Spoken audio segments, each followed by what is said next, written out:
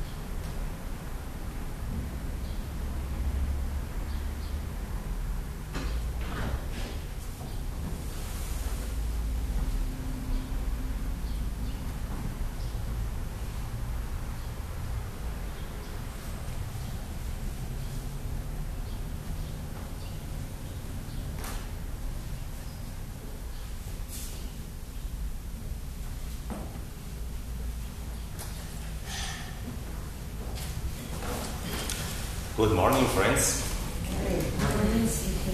So, thanks for showing up. Looks like we have a small crowd, and it's good because that way we can have more of our time to speak.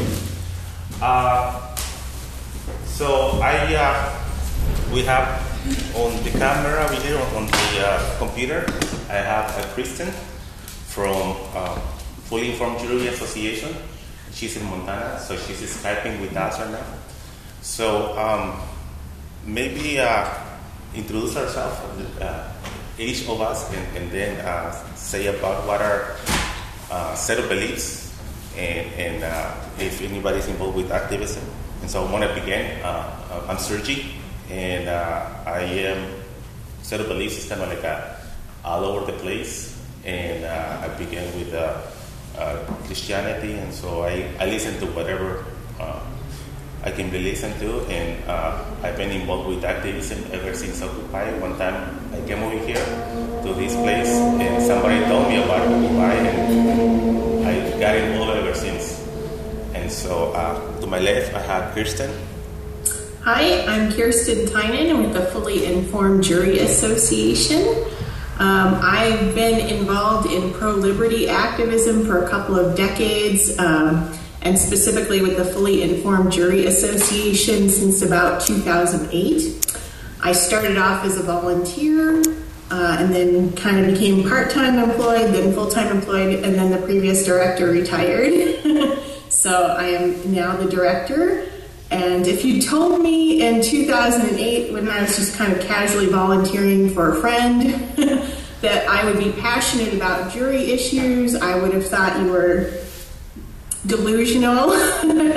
But in fact, I have come to learn the protective power of the jury and really respect its full authority.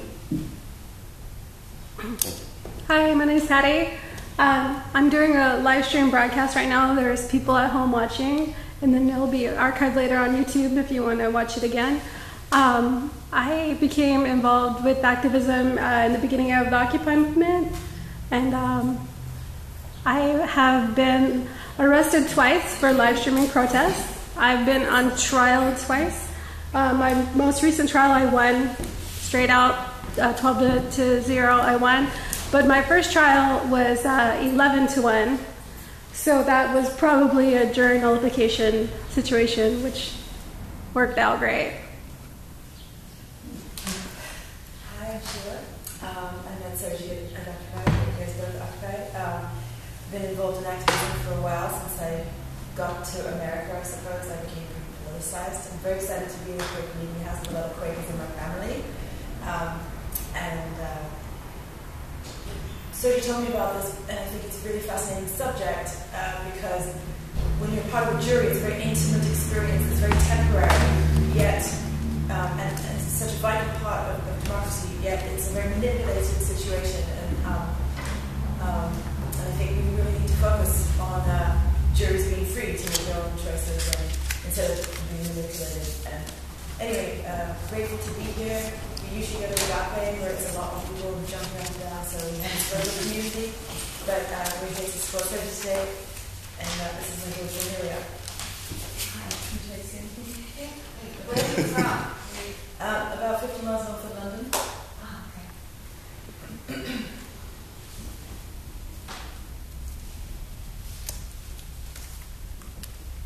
okay. Okay, you want to introduce yourself or from the past?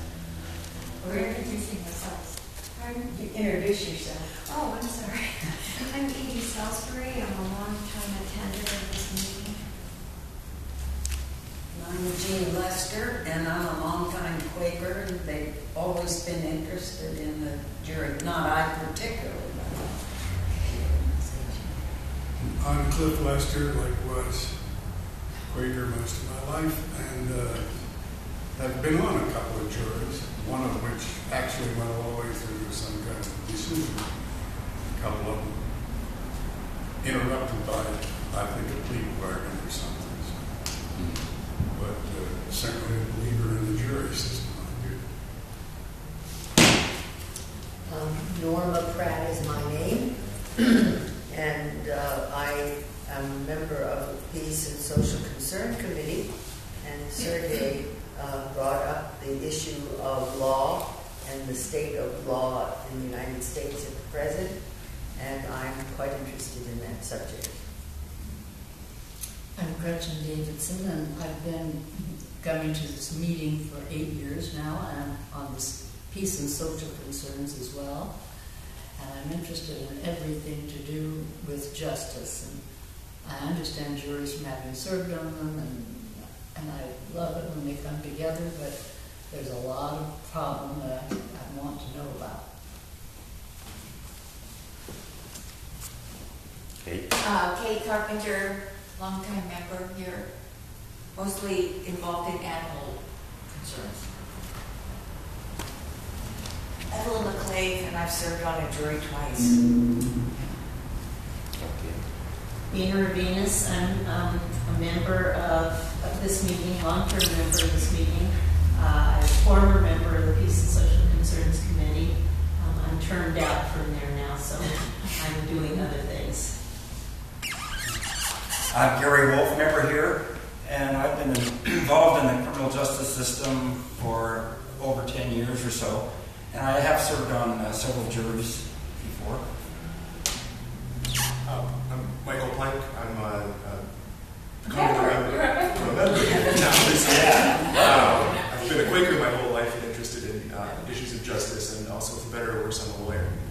Although I'm not involved in the criminal law. Well, thank you. All right, so were you able to hear the sounds, Kristen? Yes, pretty much. The people in the back were a little quiet, but other than that, I heard great. All right, thank you. So my motivation for this, bringing it up, is because things that I see myself, things that I wouldn't believe unless I see them, how the police were behaving, like at Occupy, there was allegations of rape, and I saw people fighting to each other, and the police were just sitting on the side, and they would not intervene and help us maintain the order. And but there was one time where somebody brought in a couple of boxes of to make pots. They were 6 foot long by 2 foot, and we were gonna put in dirt, and then we were gonna put some food in it. It wasn't gonna feed the whole Occupy because there were hundreds of people, but it was about doing something communally. And when we had those troughs, the police jumped on us. They didn't want to have the troughs there, and they were they were out of the way. And so I saw the difference how when people want to create community, they will not allow us to create community. But where in other instances, they were not helping us the way we expected. And I seen how people get arrested. Dara, she used to come over here, and she got arrested over here at City Hall, and she was passing out flyers, and she got charged with felony inciting a riot. And in a couple of days, she had about 100 or more pieces of paper. All of her communications were there, and it was devastating to see how they were treating the people and Dara. And so I seen many other cases, and it just every time, based on social concerns, I'm hearing about a new law. The one law about whether you can feed the people on the street and you can cook at home. The one priest in Florida that got arrested, he's been feeding people on the street for generations, and he got arrested. I have heard about animal rights, how they create these terrorist laws, and so it's gotten to the point that I don't see any other way, because by the time we try to address one law, the system is going to create more and more and more laws. There are so many laws. I keep asking people how many laws are there, and they cannot even give me a range. Google is really good to finding things, and I tried to Google at least the range, and I cannot find the range. In 1964, there was an article by a small newspaper that were 2 million laws throughout the United States. In 2014, now we keep tabs of the laws because of the computers. There were 40,000 new laws throughout the United States. And so who's going to keep up with that kind of laws that are coming? So it's just overwhelming. The system is getting overwhelmed, and we need to bring conscience into the system, because we have the highest population in jail, almost 2.5 million people in jail, which is the highest population in the history of humanity, enough to create a country. And so that is an unconscionable act. And so what is the conscience of the people? There was a case, the 3 strikes law, where the 3rd strike was a slice of pizza. And this one person was going to go to jail for life. Where is the common sense? Where is the compassion? Where is the conscience? And so I feel that things are not getting any better, and something needs to be done about it. And that's what I can come up with at this point. So I have over here some papers about the history, and we also have some pamphlets, which we're going to pass. Mike's going to pass those pamphlets.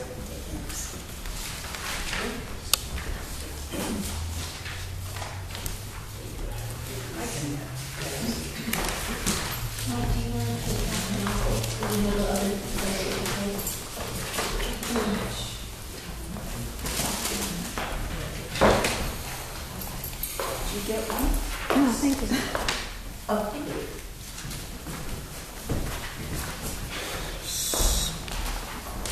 So I am going to go really briefly on the history.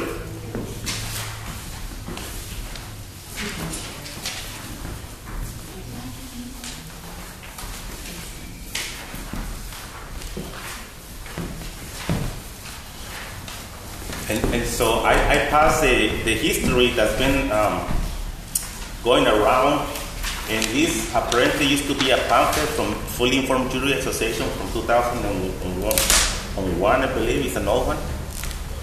And somebody else had the wording, so I just printed out. And so basically, it comes, I'm going to try to explain in Kristen is going to fill for me. She's very knowledgeable.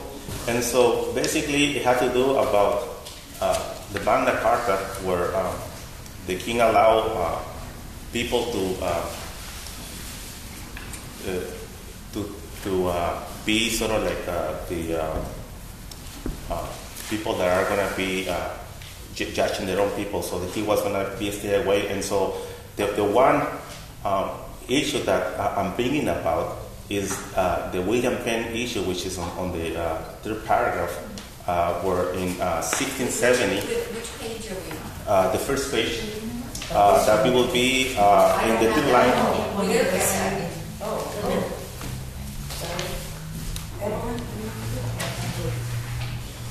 So it says William Penn and Edward Bushell. So can I ask you, you got this, where did you get this from? This I got from it was under a tax, it's on the back. It was under Tax Freedom Communication. It's in taxfreedom.com, and this was a pamphlet that came from Fully Informed Jury Association. It's an old pamphlet, a very old one. And so this information I've been cross-referencing from other sources. And so how it relates to the Quakers, it happened on the 1670 when the king closed down the meeting house of the Quakers, and William Penn challenged that, and so he started giving a preaching on the street, and he got arrested. And so he went for jail. He was challenging that, and 4 jurors refused to find him guilty because they're questioning the law. And so they keep insisting. They were thrown into jail for 4 days with no food and no water. And then they were allowed to stand with the findings, and so that became part of common law. So it's not written in any book about jury rights. It is part of the custom, common law. And so that is the part that is important for Quakers, because a lot of Quakers do not know. And as a matter of fact, a lot of attorneys have asked about jury nullification, and I haven't gotten the statistics, but some happen not to know about jury nullification. And so what happens is in the late 1800s, there was a lawsuit in federal court that the judge should not instruct the jurors no more about the rights to nullify, to judge the laws. And so that was the first salvo against jury nullification, and start making more and more restrictive laws. And so, but jury nullification is common law. And so that's what I have. And so Kristen is going to fill for me. Sure. I will add to the William Penn case 3 additional things that have come across my radar, I guess you'd say, while I've been studying the history of jury nullification that are connected to the Quaker faith. In 1649 and 1653, an English political leveler named John Lilburne, who also went by Freeborn John, was tried twice for treason and acquitted both times. And at that time, treason was a capital offense. The only possible punishment for it was death, and the jurors knew this. And John Lilburne actually urged his jurors to acquit him if they believed the death penalty to be unconscionably severe. That's his exact word, unconscionably severe. And they returned their verdict specifically as, quote, not guilty of any crime worthy of death, end quote. So this was obviously a conscientious decision, and one that strongly implies that he probably was guilty of the offense, but they objected to the punishment. One of the things I forgot to mention is John Lilburn. I call him our first juror rights activist because before his trials even, he and fellow levelers circulated pamphlets educating people about jurors' right of conscientious acquittal. So he's also very notable in that way. For most of his life, he was not a Quaker, but it is my understanding that he converted later in his life and became a Quaker. And you can kind of see the parallels between his conscientious beliefs and his religious faith. The next example I'll give, during the American Revolution, there was a series of trials in Philadelphia, referred to now as the Philadelphia Treason Trials. These were 23 trials for high treason against the state of Pennsylvania, with only 4 of the defendants being convicted. And in 3 of those 4 cases, jurors petitioned for clemency on behalf of the defendants. And this is probably a string of jury nullifications because of the aggressiveness of the prosecution.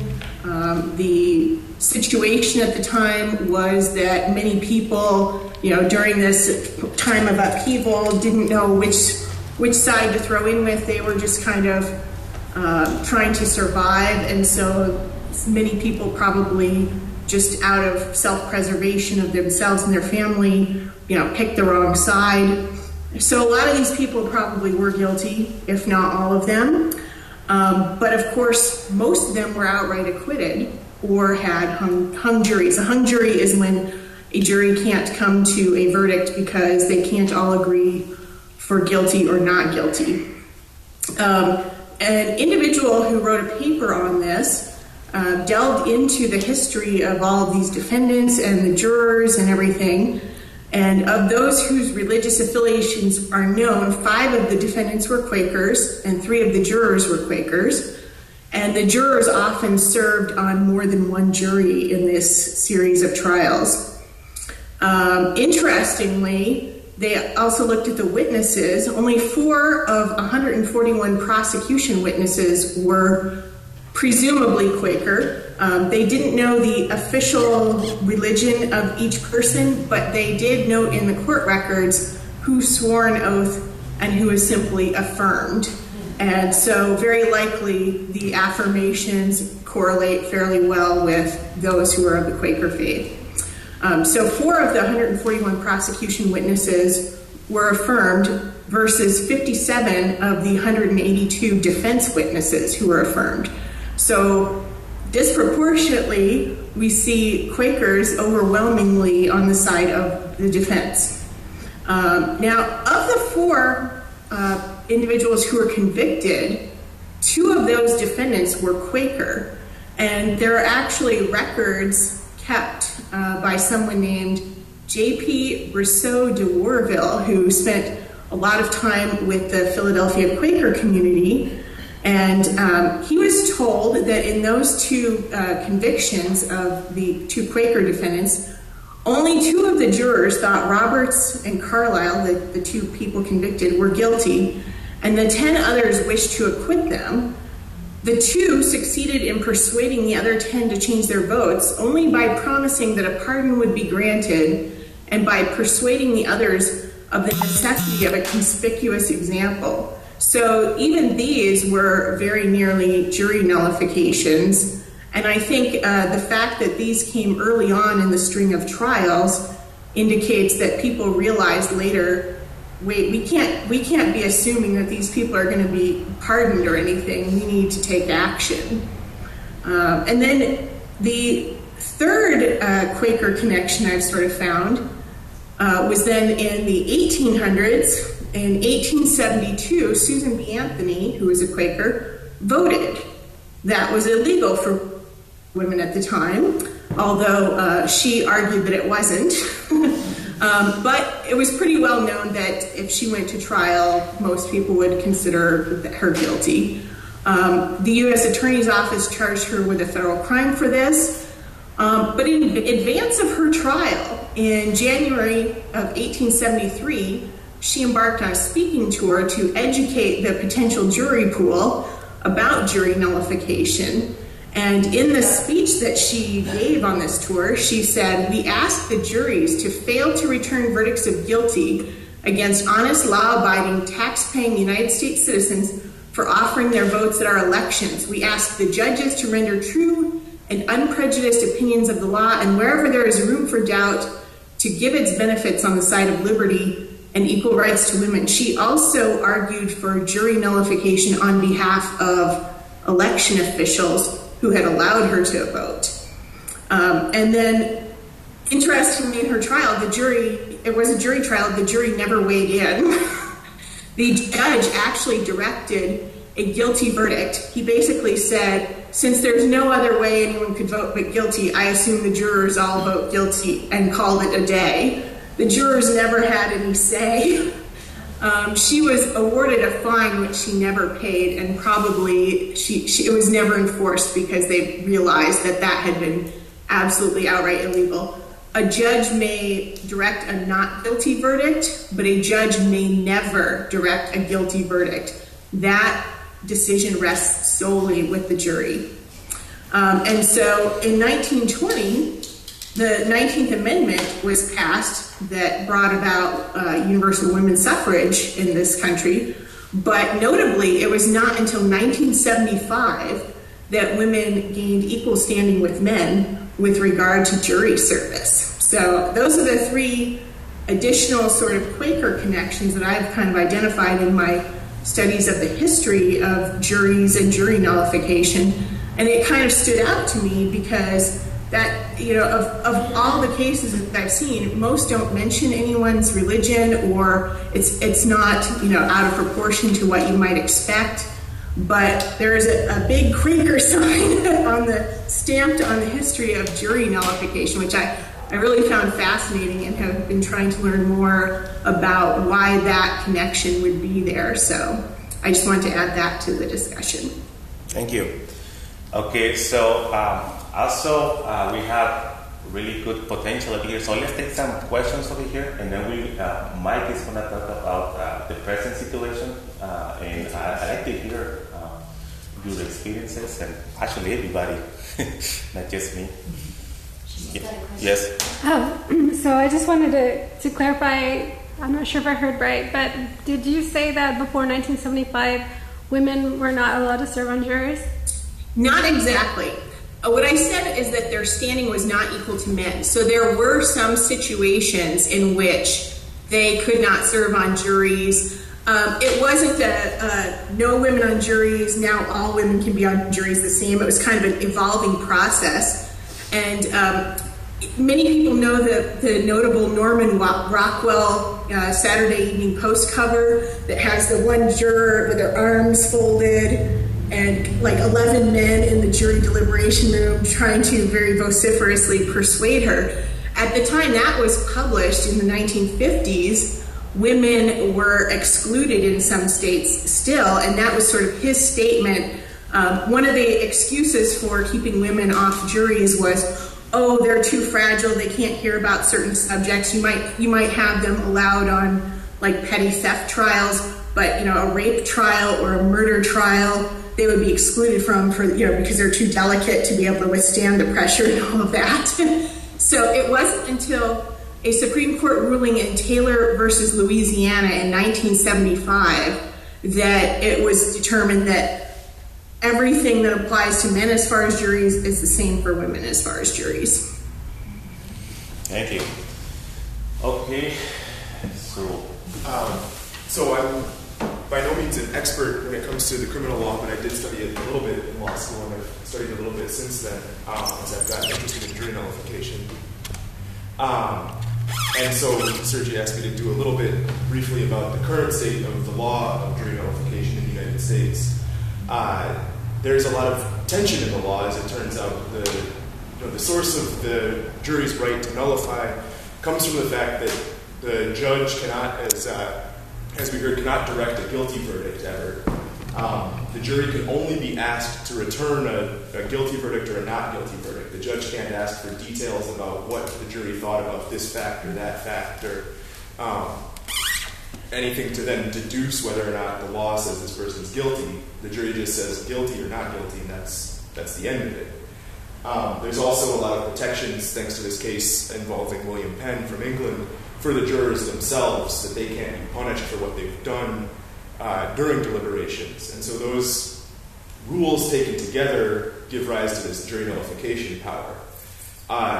There's a lot of resistance in the law to the idea that the juries can judge the law as well as the facts, based on the idea that some judges in particular think that they don't want the jury to question what the law is. That the criticism of the jury nullification power is that the legislature has enacted these laws, presumably, although it's of course debatable, pursuant to the will of the people who elected them.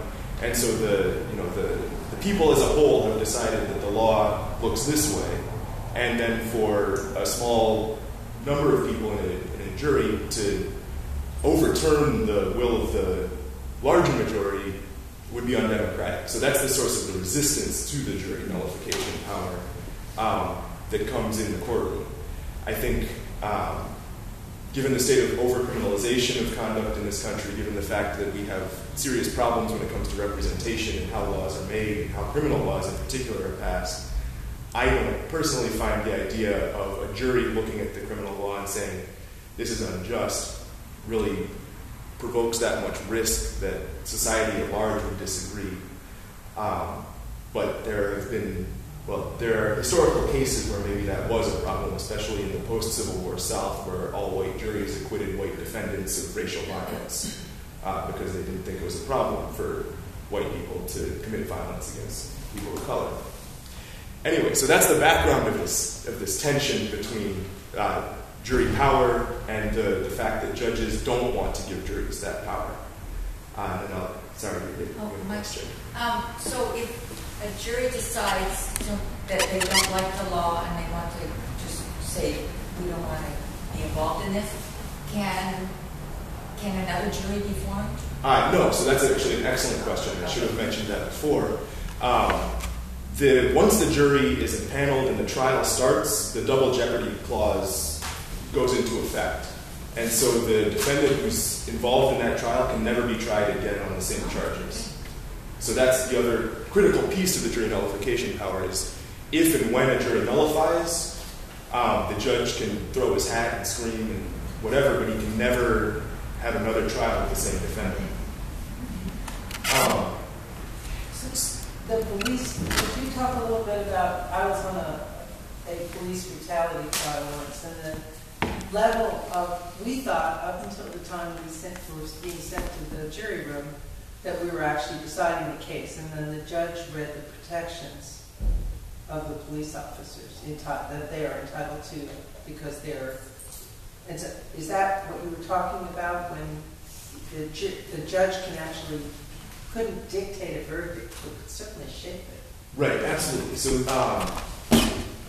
more and more as the law has developed, there's a huge area of law around jury instructions. So depending on, in both criminal and civil cases, the lawyers will argue about how the jury should be instructed, and then the judge will read a set of instructions to the jury about, in order to find X, unreasonable force, you have to look at A, B, and C, and so forth. So the jury is often instructed in great detail about what they must do if they find certain facts. In civil cases, that can be a lot more extensive because the way juries work in civil trials is different from criminal trials. So you can get a long list of instructions in criminal trials, but at the end of the day, the jury is still just saying guilty or not guilty. And again, in criminal trials, there's not, if the jury decides to ignore those instructions, there's nothing that the judge can do to punish them afterwards. At least in theory, they can sometimes try. In civil trials, as I say, it's a little bit different. But yes, the instructions that a jury is given certainly shape how juries view what they're going to do. And the next point that I was going to reach is that currently, even though jury nullification is a power, there have been several cases in the United States federal courts that say the jury nullification power exists, but juries don't have to be told about that power.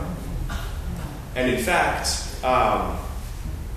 judges will disallow juries from being informed of that power. So there have been cases where mistrial was declared as a result of the jurors learning that they had the power to nullify the law that was at stake. This tension, again, between the fact that the power exists, and that's a necessary part of having a jury system at all, and the fact that judges have a problem with this for a number of reasons, leads to this very confused state of affairs where juries have this power, but they almost never know that they have this power. And in fact, prosecutors and judges can throw a fit if the jurors learn about the power that the jurors have by law. I had a judge explicitly state we did not have the power to change the law. And actually, there's a case exactly about that. Okay. So, Kirsten? Thank you.